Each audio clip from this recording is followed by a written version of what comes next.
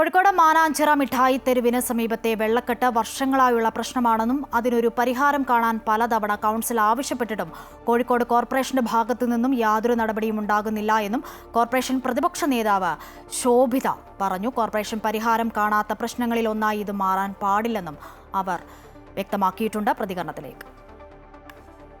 നഗര കവാടത്തിൽ തന്നെയാണ്, ആരും കാണാത്ത വിഷയമോ ശ്രദ്ധയിൽപ്പെടുത്താത്ത വിഷയമല്ല. ഞാൻ മനസ്സിലാക്കുന്നിടത്തോളം ഡ്രെയിനേജ് ഓവർഫ്ലോ ആയതാണ്. അതിൻ്റെ അടിയിൽ കേബിളുണ്ട് പോലും, വാട്ടർ അതോറിറ്റിയുടെ പൈപ്പുകളുണ്ട്. ഇപ്രാവശ്യം ഇതിനു വേണ്ടി ഫണ്ട് വകയിരുത്തുന്ന ഇതിനു മുൻപ് ഈ വിഷയം കൗൺസിൽ ഉന്നയിച്ച സമയത്ത് പറഞ്ഞിട്ടുണ്ടായിരുന്നു. പക്ഷെ നടപടിയൊന്നും ആയതായിട്ട് അറിയില്ല. അപ്പോൾ നമ്മൾ മനസ്സിലാക്കേണ്ടത്, നഗരത്തിൽ വരുന്ന ആളുകൾ കോഴിക്കോട് മുനിസിപ്പൽ കോർപ്പറേഷൻ അഴക് പദ്ധതിയും മറ്റും പ്രഖ്യാപിച്ച കോർപ്പറേഷൻ്റെ നഗരത്തിൻ്റെ കവാടത്തിൽ തന്നെ വളരെ മോശമായിട്ടുള്ള സാഹചര്യമാണ്. എത്രയും പെട്ടെന്ന് അത് നന്നാക്കുന്നതിന് വേണ്ടിയിട്ടുള്ള നടപടി സ്വീകരിക്കണം. ഞങ്ങൾ വാർഡ് കൗൺസിലർ SK അബൂബക്കർ തന്നെ ഈ വിഷയം കൗൺസിലിൽ ഉന്നയിച്ചിട്ടുണ്ടായിരുന്നു.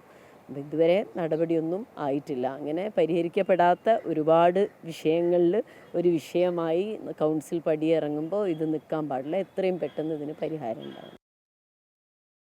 വിവരങ്ങൾ കോഴിക്കോട് നിന്നും വർഷ നൽകും. വർഷ, കോഴിക്കോട് നഗരത്തിന്റെ ഹൃദയഭാഗത്താണ് ഇത്തരമൊരു അവസ്ഥ എന്നുള്ളതാണ് എടുത്തു പറയേണ്ടത്. ഈ കോർപ്പറേഷൻ അധികാരികൾ തന്നെ ഇടയ്ക്കിടയ്ക്ക് പോകുന്ന റോഡാണിത്. എന്നിട്ടും ഈ ദുരവസ്ഥയ്ക്ക് പരിഹാരം കാണാൻ കോർപ്പറേഷൻ യാതൊരു നീക്കവും നടത്തുന്നില്ല എന്ന് വേണോ മനസ്സിലാക്കാൻ? ആക്ഷേപവും രൂക്ഷമായി അവിടെ തുടരുന്നുണ്ടല്ലോ വർഷ.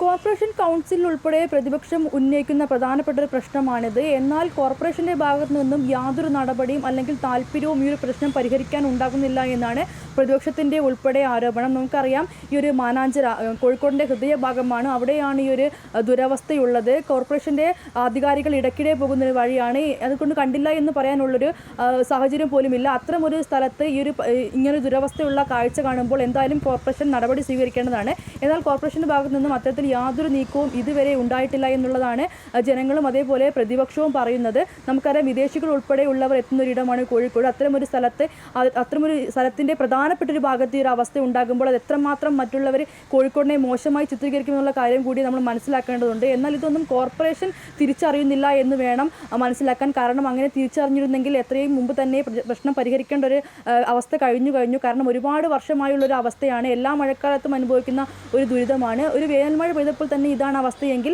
ഇനി മഴക്കാലമാകുമ്പോൾ എന്തായിരിക്കും അവസ്ഥ എന്നുള്ളതാണ് ജനങ്ങളുടെ ചോദ്യം. രോഗങ്ങൾ ഉൾപ്പെടെ പടർന്നു പിടിക്കാനുള്ള സാധ്യതയുണ്ടെന്നും വളരെ വലിയ ദുർഗന്ധമാണെന്നും കൊതുകുകൾ പെറ്റുപെരുകുന്നുണ്ടെന്നുമുള്ള കാഴ്ച നമ്മൾ ഈ വീഡിയോയിൽ തന്നെ കാണുന്നുണ്ട്. അതുകൊണ്ട് തന്നെ എത്രയും പെട്ടെന്ന് പരിഹാരം വേണമെന്നാണ് ജനങ്ങളുടെ ആവശ്യം. ശരി, വിവരങ്ങളാണ് കോഴിക്കോട് നിന്നും വർഷ നൽകിയത്.